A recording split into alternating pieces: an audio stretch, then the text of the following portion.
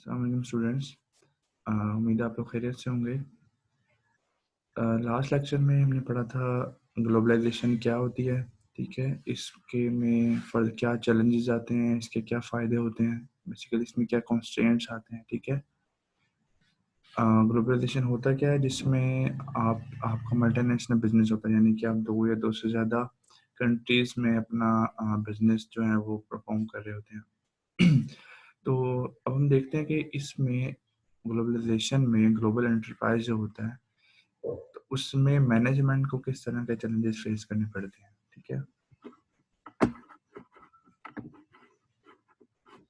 अच्छा जी।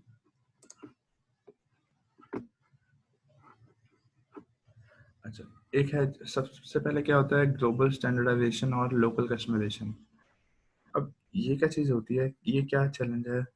Global standardisation का मतलब ये होता है कि आप एक ऐसी स्ट्रेटजी अपनाते हैं जिसमें पूरी दुनिया को या जितनी जगह भी आप परफॉर्म कर रहे होते हैं उन सबको एक स्टैंडर्ड प्रोडक्ट परफॉर्म करते हैं, स्टैंडर्ड प्रोडक्ट या स्टैंडर्ड सर्विस परफॉर्म करते हैं। अब स्टैंडर्ड का क्या मतलब है कि एक ही तरह की प्रोडक्ट जो होती है वही आप हर जगह पर दे रहे होते हैं। लेट्स से अगर आप शर्ट्स बना रहे हैं तो वही शर्ट्स आप जितने भी कंट्रीज में परफॉर्म कर रहे हैं, पाकिस्तान में वही दे रहे हैं आप, चाइना भी वही दे रहे हैं आप, यूरोप भी वही भेज रहे हैं। एग्जैक्टली वही सेम जो प्रोडक्ट है वही आप जो है वो उससे डील कर रहे हैं हर कंट्री में। तो ये होती है स्टैंडर्ड प्रोडक्ट। एक सेकंड स्ट्रेटेजी होती है लोकल कस्टमाइजेशन स्ट्रेटेजी। इसका मतलब ये होता है कि कस्टमाइज प्रोडक्ट आप बनाते हैं। कस्टमाइज प्रोडक्ट मतलब कि हर एरिया के हिसाब से डिफरेंट प्रोडक्ट बना रहे होते हैं आप, ठीक है। यहाँ पाकिस्तान के लिए आप जो प्रोडक्ट बना रहे होते हैं वो डिफरेंट है, ठीक है। आप यूरोप में जो शर्ट भेज रहे हैं वो डिफरेंट है, ठीक है। आप किसी और जगह पर जो शर्ट्स बनाकर भेज रहे हैं वो डिफरेंट है। तो ये होती है बेसिकली लोकल कस्टमाइजेशन स्ट्रेटजी, ठीक है। तो ये एक चैलेंज होता है मैनेजमेंट को कि उसने स्टैंडर्ड प्रोडक्ट बनाकर भेजनी है या कस्टमाइज प्रोडक्ट जो है वो बनानी है हर कंट्री के लिए। अच्छा, second one is entry mode. Entry mode मतलब कि आपने जब ग्लोबलाइज होना है, डिफरेंट कंट्रीज में जाना है, तो किस तरीके का के थ्रू जाना है, ठीक है। तो first one is exporting. Exporting मतलब producing a good at home and then shipping it to another country. Exporting में सिंपल ये होता है कि आप अपनी कंट्री में प्रोडक्ट जो है वो बनाते हैं और उसको एक्सपोर्ट कर देते हैं, दूसरे मुल्कों में भिजवा देते हैं। डायरेक्टली भी भिजवा सकते हैं, इनडायरेक्टली भिजवा सकते हैं। लेकिन आपका इसमें कोई कंसर्न नहीं होता आगे जो भी इसकी जो भी इसकी सेल्स एंड फर्दर जो भी मैनेजमेंट है वहाँ पर, उसमें आपका कोई कंसर्न नहीं होता, उसमें आपका कोई अमल दखल नहीं होता। अच्छा, अब एक होता है लाइसेंसिंग। लाइसेंसिंग क्या होता है? Licensing a foreign firm to produce its product in a country origin in return for royalty fees on any sales that the licensee makes। अब लाइसेंसिंग में क्या होता है, लेट्स से आप कोई इंटेलेक्चुअल प्रॉपर्टी के थ्रू काम कर रहे हैं, ठीक है। मतलब आप कोई ऐसे फार्मूले पे काम कर रहे हैं जो सिर्फ आपका है, सिर्फ आप इस पे काम कर सकते हैं और आपने उसे रजिस्टर्ड करवाया था, ठीक है। लेट्स से आप कोई मेडिसिन बना रहे हैं किसी एक पर्टिकुलर फार्मूला पे, ठीक है। तो उसमें क्या होगा, लाइसेंसिंग में आप किसी बाहर के मुल्क की जो फर्म है आप उसे लाइसेंस दे सकते हैं कि आप भी ये प्रोडक्ट इस फार्मूले पे बना के सेल कर लें, और आप उन्हें लाइसेंस इशू कर देते हैं, ठीक है। और उसके अगेंस्ट वो आपको कोई फी, रॉयल्टी फी, वन टाइम फी या एनुअल या मंथली फीसेस जो है वो आपको वहाँ पे करते रहते हैं। देन फ्रेंचाइजिंग क्या होता है? Licensing the right to offer service in a particular format. अच्छा, लाइसेंसिंग में बेसिकली क्या होता है कि आप उन्हें लाइसेंस प्रोवाइड कर देते हैं कि आप ये काम कर सकते हैं। फ्रेंचाइजिंग में क्या होता है, आप उन्हें डिफरेंट सर्विस प्रोवाइड करते हैं। लेट्स से ये मेडिकल फार्मेसीज जो हैं आपने देखी होंगी, सर्वेड है और ये क्लिनिक्स वगैरह हैं, फजलदीन वगैरह हैं, ठीक है। तो ये क्या करती हैं, फ्रेंचाइजिंग करते हैं। इसमें क्या होता है कि वो सारे का सारा सेटअप आपको अरेंज करके देते हैं, आपको जो पर्टिकुलर स्किल्स रिक्वायर्ड होती हैं वो अरेंज करके देते हैं, ठीक है। या आपको ट्रेनिंग्स देते हैं, ट्रेनिंग सेशंस देते हैं, जिसके थ्रू वो सारा सेटअप एक दफ़ा आपको लगा कर देते हैं, ठीक है। तो ये होता है बेसिकली फ्रेंचाइजिंग, ठीक है। देन है joint venture.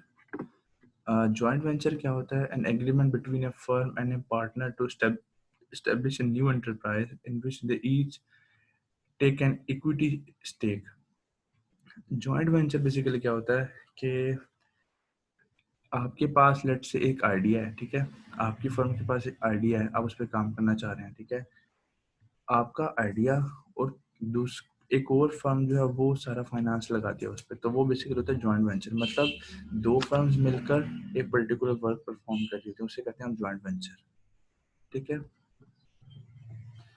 Wholly owned subsidy simply ये होता है कि जो फॉरेन सब्सिडी होती है, कोई फॉरेन कंपनी होती है, वो आप फुली ओन कर रहे होते हैं यहीं पर बैठकर, ठीक है? वहाँ कोई कंपनी है, आप यहीं से बैठकर उसे फुली ओन कर रहे होते हैं, ठीक है? उसे उसे सब्सिडरी कहते हैं। आपकी कंपनी पेरेंट कंपनी कहलाएगी और वो आपकी सब्सिडरी होगी, क्योंकि वो बाहर के मुल्क में है, दूसरे मुल्क में है, तो इसलिए उसे सिंपली फॉरेन सब्सिडरी कहेंगे, ठीक है? और ये जब आप फुली ओन कर लेते हैं तो इसे होली ओन सब्सिडरी कहते हैं।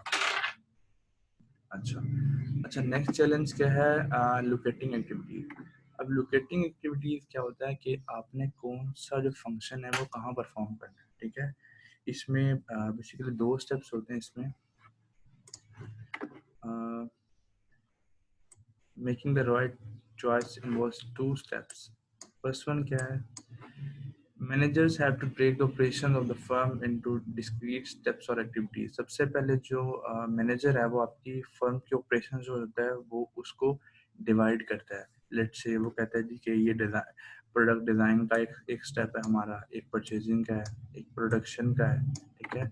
मार्केटिंग है, सेल्स है, सर्विसेज हैं, कस्टमर केयर है। ये सारे के सारे जो ऑपरेशन हैं इनमें वो डिवीजन आते हैं कि हमारे ये ऑपरेशन हैं। अब सेकंड स्टेप में वो क्या करता है? सेकंड स्टेप में वो देखता है कि each activity has to be located in the best place given in a consideration of factor, ठीक है? देन वो सेकंड में देखता है कि ये हर एक फंक्शन किस जगह पर बेस्ट वे में परफॉर्म हो सकता है। लाइक प्रोडक्ट डिजाइनिंग मुझे किस जगह पे करवानी चाहिए, परचेजिंग मुझे कहाँ से करनी चाहिए, किस कंट्री से करनी चाहिए, ठीक है?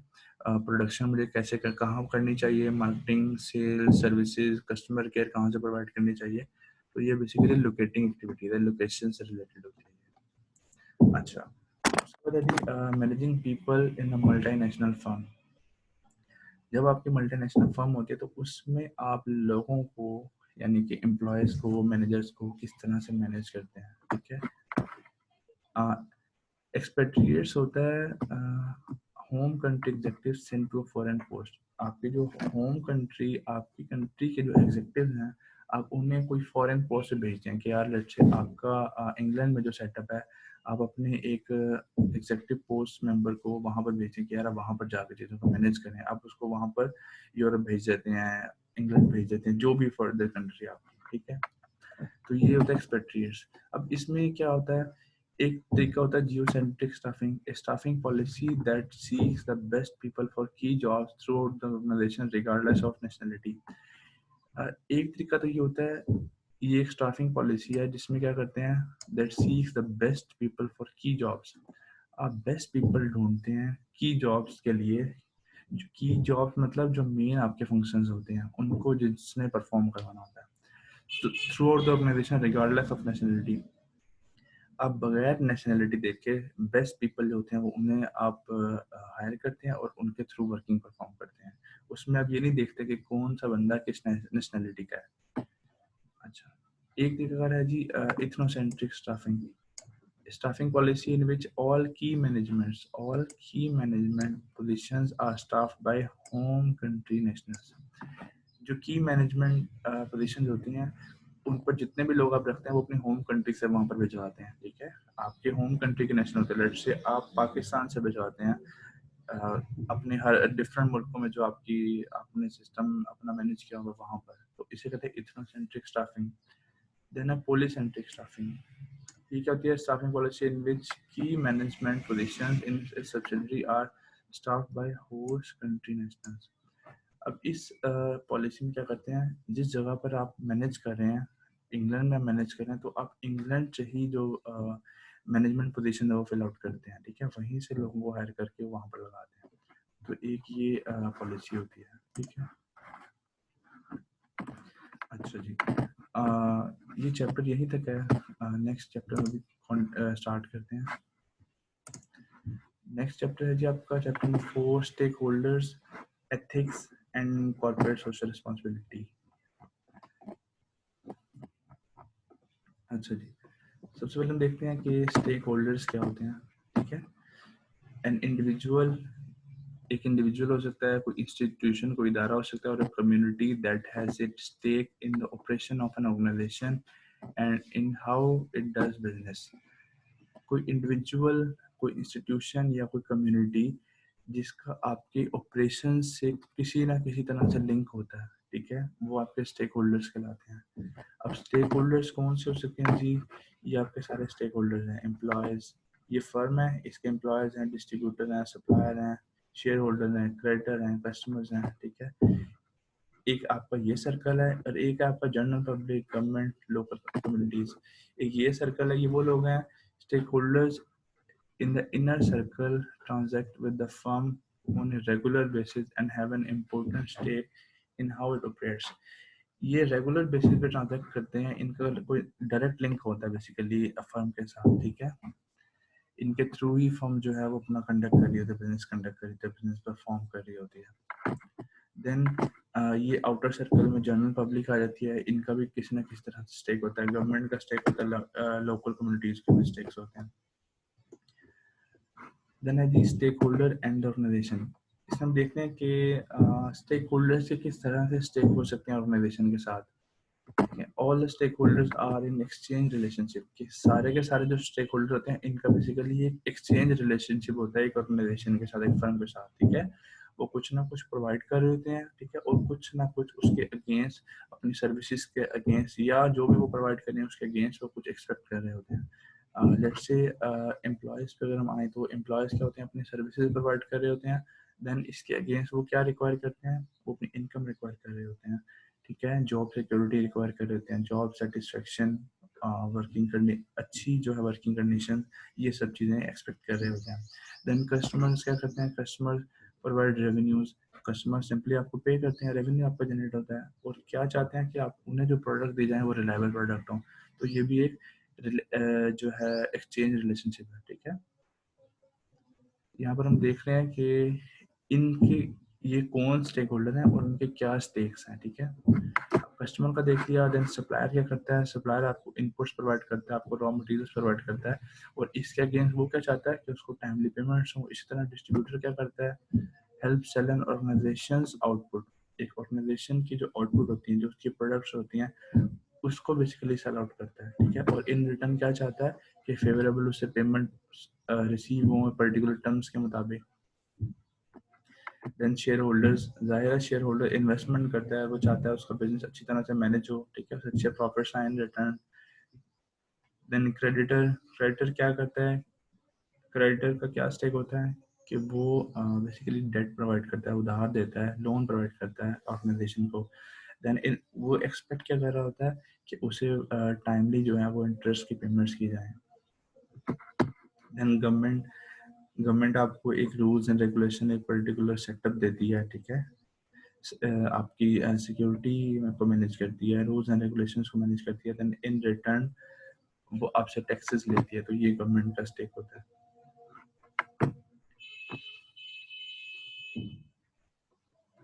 अच्छा, taking stake holders into account.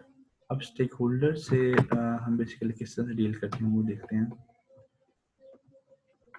सबसे पहले हम देखते हैं कि आइडेंटिफाई स्टेक होल्डर्स। आप अपने स्टेक होल्डर्स को आइडेंटिफाई करते हैं कि आपके स्टेक होल्डर्स हैं कौन से, कौन कौन से स्टेक होल्डर हैं। ठीक है, लाइक एम्प्लॉयज हैं, सप्लायर्स हैं, कस्टमर्स हैं। ठीक है, और किस एरिया में वो बिलोंग करते हैं। Then identify stake holders interest and concerns.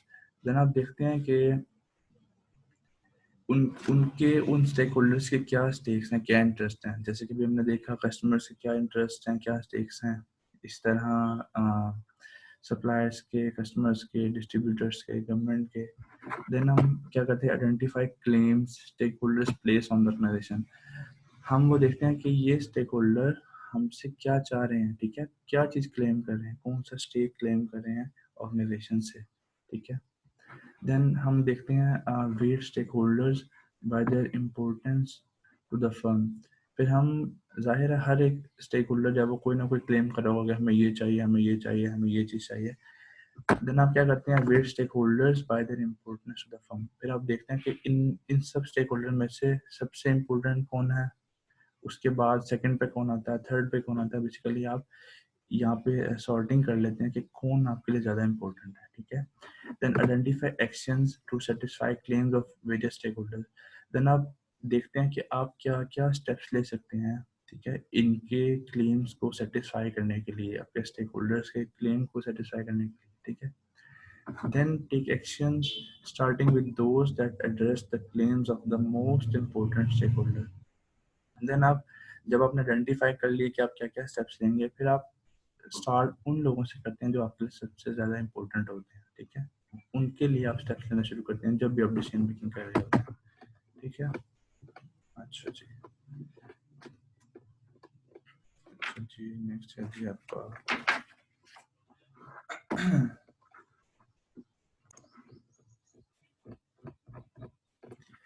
अच्छा, अब आते हैं जी बिजनेस एथिक्स की तरफ। बिजनेस एथिक्स क्या होते हैं? एक्सेप्टेड प्रिंसिपल्स ऑफ राइट और wrong governing the conduct of business people. कि एक बिजनेस को कंडक्ट करने के लिए, बिजनेस के जो लोग हैं उनसे डील करने के लिए कौन से प्रिंसिपल्स को अपनाया जाता है, कि क्या चीज़ बिजनेस में सही है, क्या चीज़ गलत है, जो डिसीजन ले रहे थे उनमें क्या सही है और क्या गलत है, ठीक है। कौन सी चीज़ किसके लिए करनी चाहिए, कौन सा स्टेप कहाँ लेना चाहिए, कहाँ नहीं लेना चाहिए, तो ये बेसिकली आपको बिजनेस एथिक्स बता रहे होते हैं, ठीक है। अब है जी एथिकल डायलेमा की डेफिनेशन है, situations in which there is no agreement over exact accepted principles of right and wrong.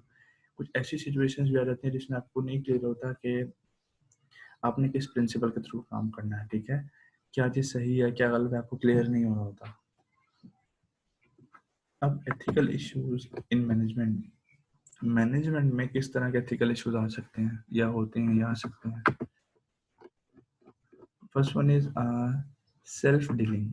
Self dealing क्या होता है कि अपने आप को वो नवाज रहे होते हैं किसी ना किसी तरह से।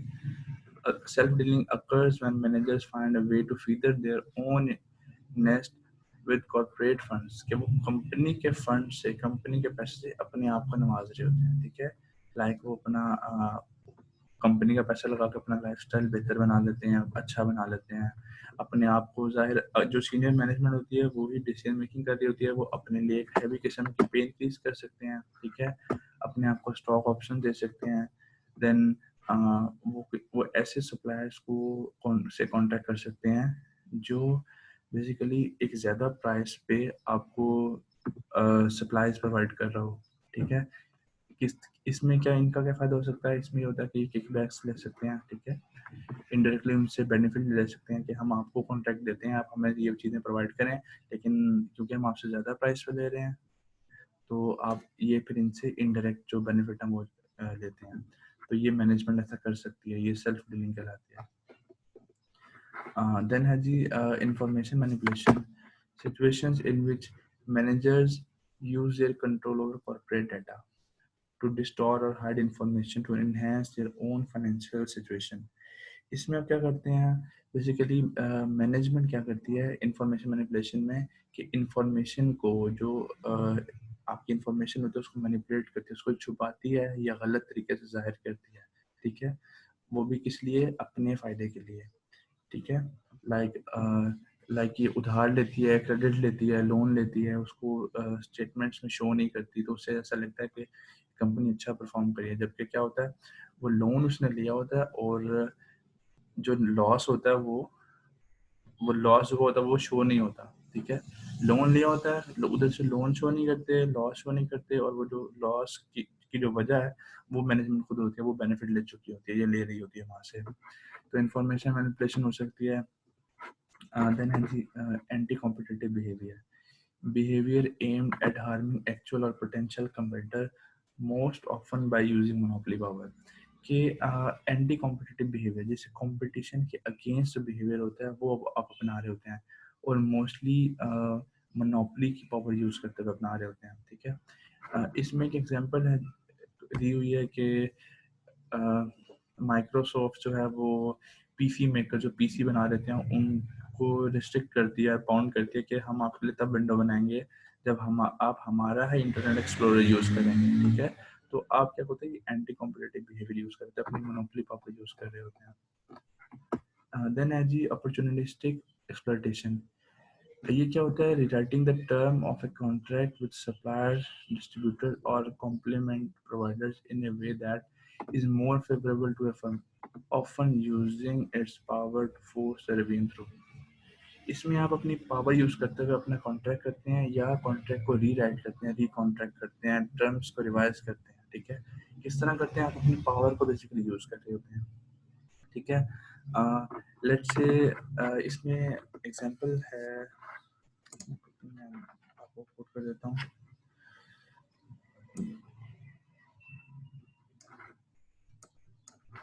बोइंग कंपनी जो है, Boeing entered A $2 billion contract with titanium metal corporation. इसमें ऐसा हुआ था कि बोइंग कंपनी ने कॉन्ट्रैक्ट किया था तकरीबन $2 बिलियन का टाइटेनियम मेटल कॉर्पोरेशन से, जिसने इन्हें मेटल बेसिकली प्रोवाइड करनी थी, ठीक है। और ये 10 साल का कॉन्ट्रैक्ट था। तो जब इस कॉरपोरेशन ने एक सेटअप अरेंज कर लिया कि इन्हें मेटल प्रोवाइड करने के लिए, उस पर काफ़ी ज़्यादा एक्सपेंस कर दिया। तो बोइंग ने क्या किया, पता जब इन्होंने देखा कि यार इन्होंने काफ़ी ज़्यादा इन्वेस्टमेंट कर दिया, अगर हम इन्हें कहें कि यार हमने कॉन्ट्रैक्ट नहीं करना आपसे, ठीक है, तो इनका लॉस हो जाएगा।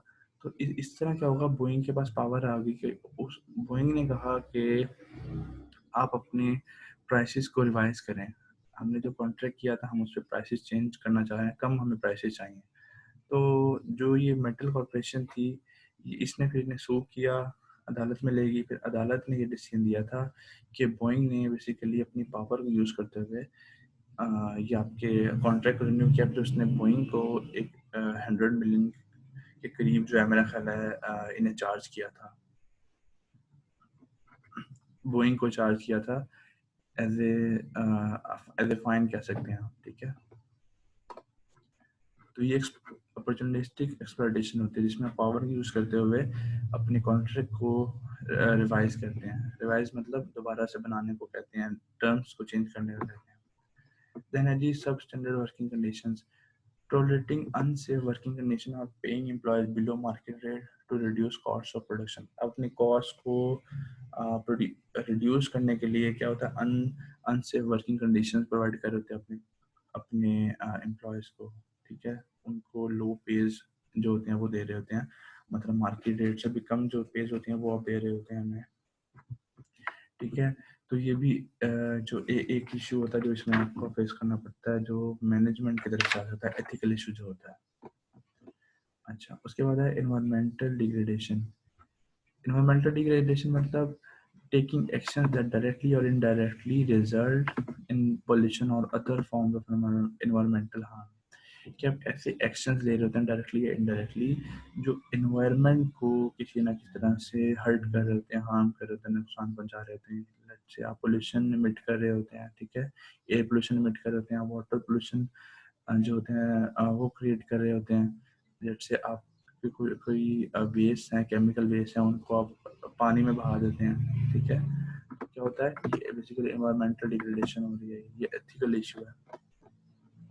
देन करप्शन, आप आपके जो मैनेजमेंट है वो करप्शन कर रही होती है, ठीक है। लेट्स से वो कॉन्ट्रैक्ट्स लेने के लिए करप्शन कर रही होती है, वो गवर्नमेंट के कुछ ऑफिशियल्स को, जो भी इस तरह की एक्टिविटीज में इन्वॉल्व होते हैं, उन्हें कोई रिश्वत देकर उनसे कोई कॉन्ट्रैक्ट ले रही होती है, गलत किस्म के कॉन्ट्रैक्ट ले रही होती है, ठीक है, या कुछ और तरह के बेनिफिट्स ले रही होती है, तो ये करप्शन में आ जाता है।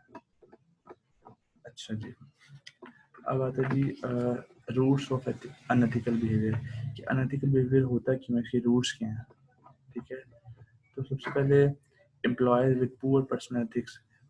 जाहिर है एम्प्लॉयज से मिलकर एक ऑर्गेनाइजेशन बनती है, ठीक है।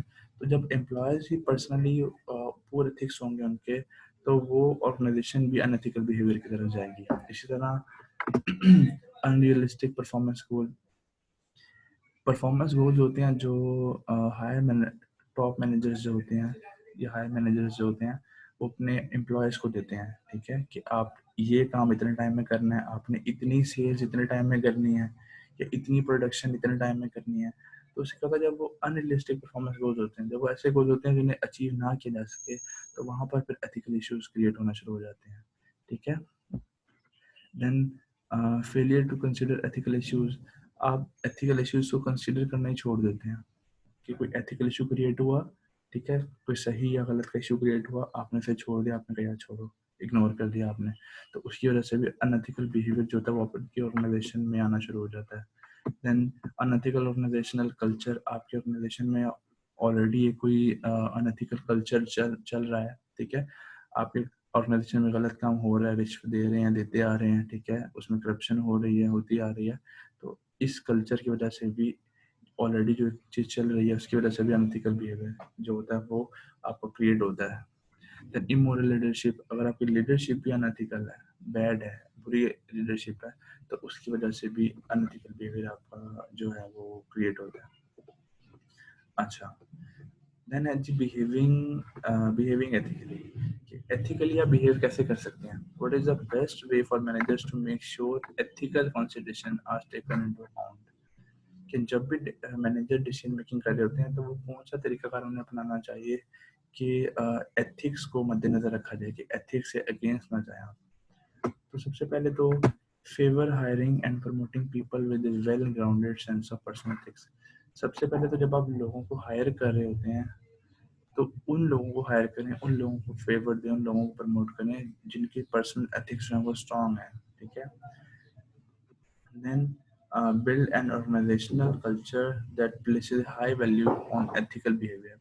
आप अपने ऑर्गेनाइजेशन में ऐसा कल्चर डेवलप करें जो बेसिकली अप्रिशिएट करे अच्छे एथिकल बिहेवियर को, जो एथिकल बिहेवियर को अप्रिशिएट करे। कोई अच्छा काम करता है आप उसको अप्रिशिएट करें, ठीक है, आप उसको कोई बोनस दें या कुछ कोई बेनिफिट दें ताकि एक अच्छा कल्चर डेवलप हो आपके ऑर्गेनाइजेशन का। Then make sure that leaders within the business not only articulate the rhetoric of ethical behavior but also act in a manner that is consistent with that rhetoric. सबसे पहले तो आप ethical conduct जो है उसको उसको आप कह रहे हैं कि आप नोट डाउन करें, उसको आर्टिकुलेट करें, उसको एक फॉर्मेट में लेकर आए कि यार इन इन चीज़ों को हमने करना है, ठीक है, चाहे रिटर्न में हो चाहे ओरल हो। देन उस पर जो आपकी लीडरशिप है वो उसके साथ कंसिस्टेंट भी हो, उस पर वो खुद भी अमल कर रही हो। ये नहीं है कि वो सिर्फ बता दें कि यार ऐसे करना है और ऐसे नहीं करना है, ये सही और ये गलत है, बल्कि उनको खुद भी उसके साथ कंसिस्टेंट होना चाहिए, उस पर अमल करना चाहिए। Then put decision making processes in place that requires people to consider the ethical dimension of business decision. Then अपना decision making process इस तरह से बनाएं कि आप जब भी कोई डिसीजन है आपको पता हो कि यार इस डिसीजन की क्या डायमेंशन है, एथिकल डायमेंशंस क्या है, इसमें क्या सही है क्या गलत है, ठीक है, इसमें कोई इशू तो नहीं क्रिएट हो रहा, कोई एथिकल इशू तो नहीं इससे क्रिएट हो रहा, किसी के अगेंस्ट तो नहीं जा रहे, आप कंपेटिटर के अगेंस्ट तो नहीं जा रहे, कस्टमर से अगेंस्ट तो नहीं जा रहे, आप सप्लायर से अगेंस्ट तो नहीं जा रहे इस डिसीजन के वजह से, या शेयर होल्डर्स के अगेंस्ट तो नहीं जा रहे, या अपनी जनरल पब्लिक के अगेंस्ट तो नहीं आप लोग जा रहे। तो ये बेसिकली डिसीजन मेकिंग प्रोसेस को आपने शेप इस तरह से करना है कि आपको अपने डिसीजन की डायमेंशंस का पता हो। देन है जी स्ट्रॉन्ग गवर्नेंस प्रोसेस। आप अपनी ऑर्गेनाइजेशन का जो गवर्नेंस प्रोसेस है उसको स्ट्रॉन्ग करें, ठीक है। अब गवर्नेंस प्रोसेस क्या होता है? गवर्नेंस प्रोसेस बेसिकली कि किस तरह से आप अपनी ऑर्गेनाइजेशन को गवर्न कर रहे हैं, किस तरह से उसको रूल कर रहे हैं, कंट्रोल कर रहे हैं, किस तरह से उसको मैनेज कर रहे हैं, वो कहता है आपने एक स्ट्रॉन्ग गवर्नेंस प्रोसेस को डेवलप करना है, ठीक है। देन अपॉइंट एथिक्स ऑफिसर, अपने एथिक्स ऑफिसर अपॉइंट करें जो देखें, जो एथिक्स को मद्देनजर रखें, जो देखते रहें, नज़र रखते रहें कि कहीं पर कोई एथिक्स से अगेंस्ट काम तो नहीं हो रहा, कोई अनएथिकल काम तो अनएथिकल एक्टिविटी परफॉर्म तो नहीं हो रही, या अभी आपके जो डिसीजन मेकिंग कर रहे हैं उसका कोई अनएथिकल इम्पैक्ट तो नहीं हो रहा, ठीक है, तो आप ऑफिसर को अपॉइंट करें। Then act with moral courage. Then आप एक इन चीज़ों को एक ब्रेवरी से, हिम्मत से इन सब चीज़ों पे अमल करवाएं, ठीक है।